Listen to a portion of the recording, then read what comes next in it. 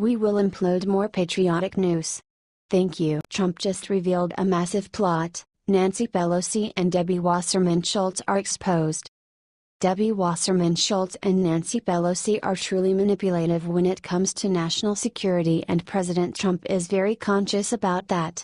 They are part of a massive plot, together with Muslim Brotherhood and other Islamists implanted in our government, to get access to highly confidential documents on national security. President Trump is taking immediate actions to reveal this disloyal circle, pointing at House Minority Leader and the Florida Congresswoman. President Trump admitted that he is aware why the Democratic National Committee didn't turn over the servers to the FBI. Back in 2016, the DNC declared that they were hacked by Russians, but refused any law enforcement agency to inspect their servers. Debbie Wasserman Schultz was chairman of DNC, and nowadays she is employed at A1 Brothers with approval to access the highest classified security documents. Imran A1, as a leader of the group, was arrested while trying to escape from U.S. Now the connection between Nancy Pelosi, Debbie Wasserman Schultz, Muslim Congressman Andre Carson, and the A1 Brothers is revealed. Nancy Pelosi authorized the A1 Brothers to access to 8 ranking Democratic members' computers who sat on the House Intel Committee. In a letter from March 2016 she stated, "We request you include adequate funding to the House Office of the Sergeant at Arms to support top-secret sensitive compartmented information security, TS/SCI, clearance investigations for individual designees from each House Permanent Select Committee on Intelligence members' personal staff." The individual designees stated in the letter were, of course, the A1 Brothers.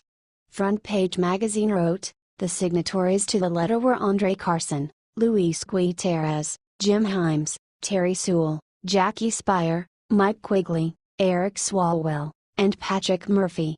All the signatories were Democrats. Some had a history of attempting to undermine national security. 2 of them have been linked to an emerging security breach.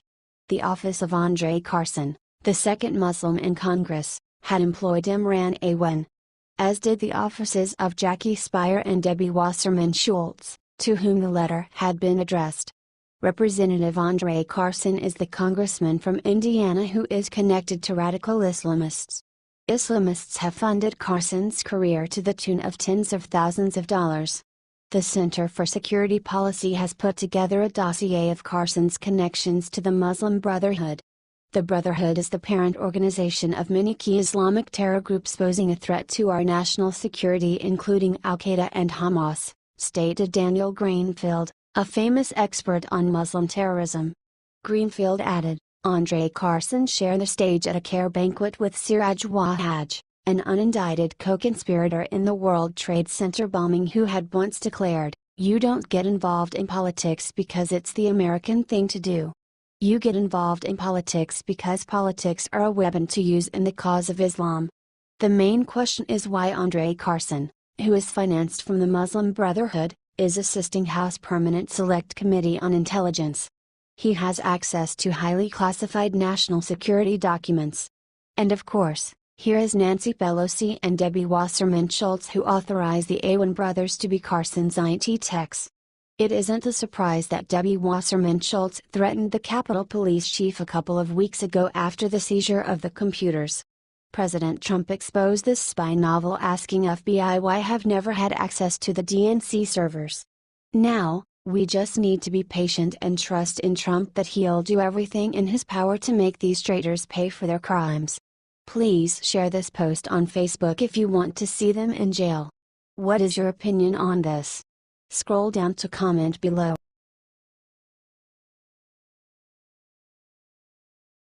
Watch Sarah Huckabee rips reporters right to their faces. White House Press Secretary Sarah Huckabee Sanders blasted the mainstream media during a press conference on Tuesday, pushing back against the press's misleading headlines and obsession with Russia-Trump conspiracy theories. Sanders lashed out at the Destroy Trump media while addressing reporters at the White House press briefing, saying they were fueling a false narrative regarding the president's relationship with the Kremlin.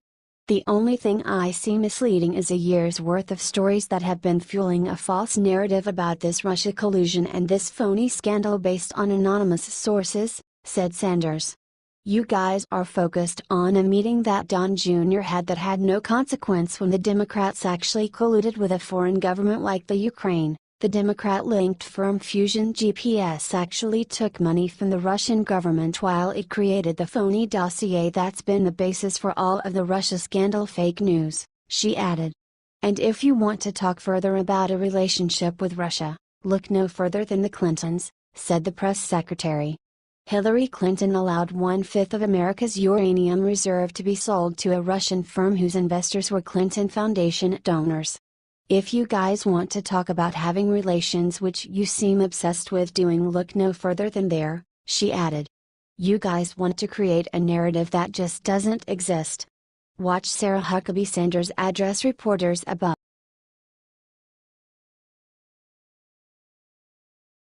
John Kelly pushed Obama's policy chief out of DHS. The holdover official responsible for implementing former President Barack Obama's failed countering violent extremism policy at the Department of Homeland Security finally resigned just before DHS Secretary John Kelly departed for the White House. George Salim headed the now-defunct CVE program, which tried to offer federal support and legal autonomy to Islamic political groups if they redirected Islamic immigrants and youths away from Islamic militancy and jihad.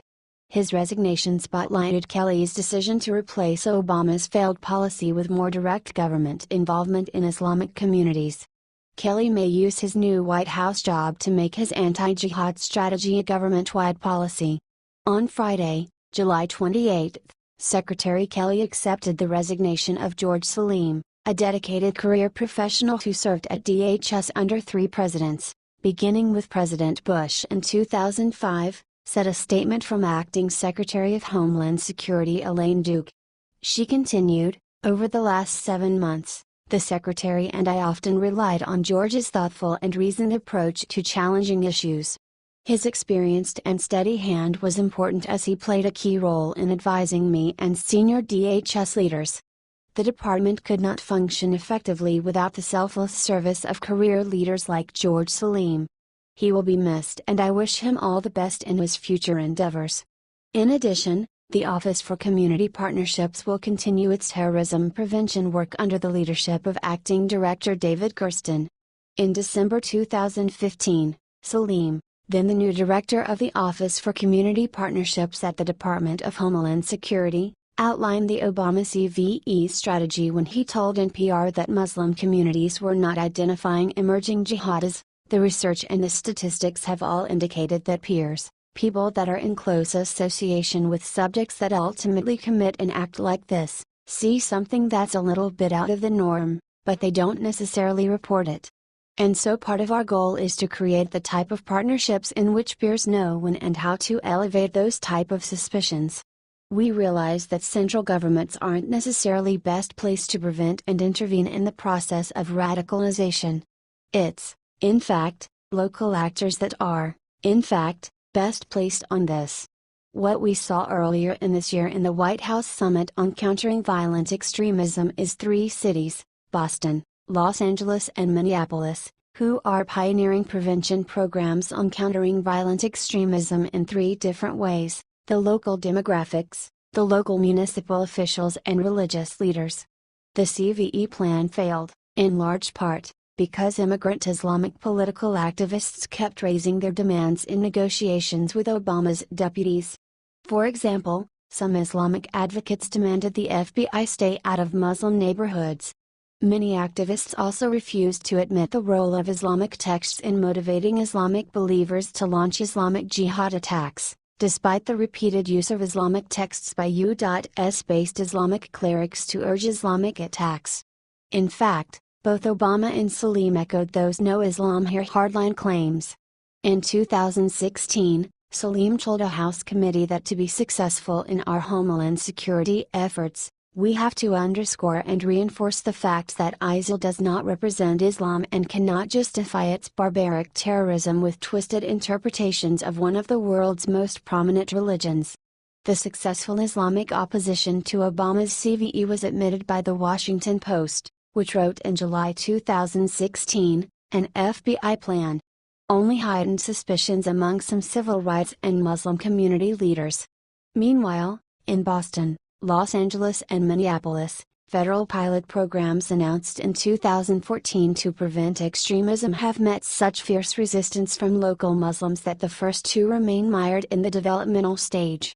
In Minneapolis, officials were compelled to change the program's name from countering violent extremism to building community resilience. The failure of Obama's CVE strategy was brutally highlighted by the December 2015 jihad massacre in San Bernardino and the June 2016 mass murder jihad at the Pulse nightclub in Orlando, Florida. In both attacks, the killers were part of the local Islamic community, which did not alert Americans to the growing danger. The same inaction was spotlighted by the September 2016 pressure cooker jihad bomb attacks in New Jersey. During his 6 months at the agency, Kelly apparently discarded Obama's CVE plan and has shifted DHS attention and funds away from Islamic groups which wanted to prevent FBI anti-jihad investigations in their Islamic communities. Instead, the funds and attention will go to police groups that are directly assimilating Islamic communities into normal American civic society, without relying on the Islamic political groups, such as the Muslim Public Affairs Council. Kelly explained his new pro-integration strategy in a June 22 event held in Congress, where he acknowledged that Islamic terrorists are acting for sincere Islamic reasons, saying, "They are out there doing what they think is their religion and think it is what they are supposed to be doing. What I've elected to do is take what little money I have in this regard and give it to what I consider to be the time-proven things, law enforcement from an outreach point of view and communities developing relationships.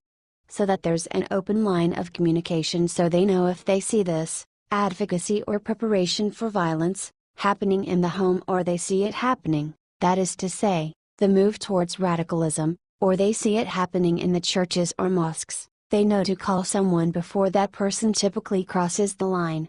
In June, Kelly used a more diplomatic explanation of his approach to domestic Islamic terrorism. Before working at DHS, Kelly was a U.S. Marine Corps general who quelled a vicious Islamic-fueled insurgency in Iraq by using U.S. military power to build alliances with less radical tribal groups. There are some reasons to think Kelly's assimilationist strategy can work. A new Pew survey of U.S.-based Muslims shows that only about half of the roughly 3 million Muslims living in the United are religiously observant, and only about a third hold fundamentalist beliefs.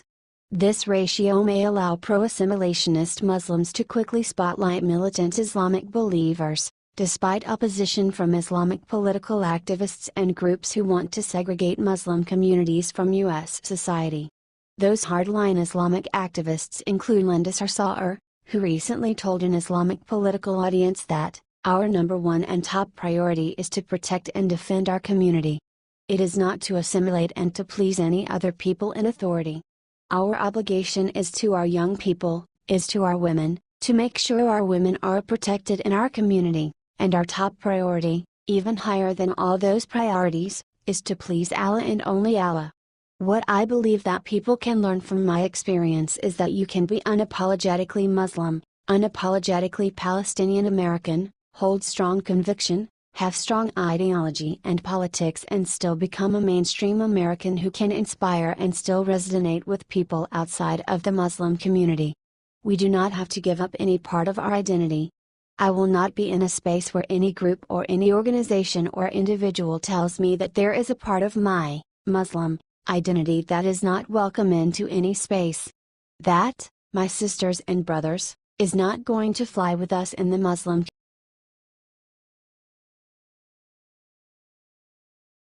President Trump is starting his own real news program. We are all aware that President Trump is doing its best to combat the fake news in the mainstream media who are attempting to put an end of his presidency. The media are continuously trying to publish a fake news just to make a chaos into the White House. Now, President Trump is determined to fight back and stop this tendency by announcing real news. The president, on his official Facebook page, launched a spanking new segment called Real News hosted by his daughter-in-law, Lara Trump, Eric Trump's wife. On the first episode was an introduction of the Real News segment with the focus on Trump's administration wins from the previous week. As it seems many more episodes will come. Referring to President Trump, Lara Trump stated, "This is a president who is putting America before himself," and continued with the Trump's win concerning the unemployment rate, which as she stated is the lowest in 16 years, as well as 800,000 new jobs to the employment market. At the end, Lara finished the episode by saying, "Thanks for joining us everybody, and that is the real news." This is the video from the first official Real News episode. Please share this post on Facebook to support President Trump. What is your opinion on this? Scroll down to comment below.